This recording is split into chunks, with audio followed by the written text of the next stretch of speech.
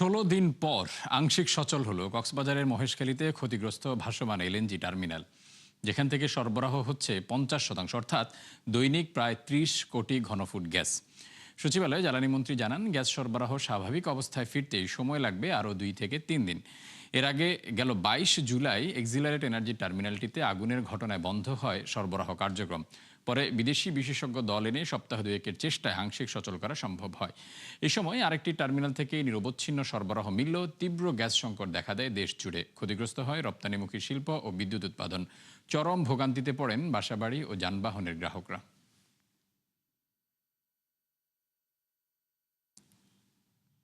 সঞ্চালন শুরু হয়ে গেলে আস্তে আস্তে আমাদের যেখানে প্রেশার কমে গেছে, প্রেশারটা উন্নত হবে এবং মোটামুটি যে সমস্যার মধ্যে পড়েছে সে মধ্যে উত্তরণ করতে পারবো। মানে কতদিন লাগবে আগের মতো স্বাভাবিক হতে 2-3 দিন লাগবে, মিনিমাম 2-3 দিন লাগবে।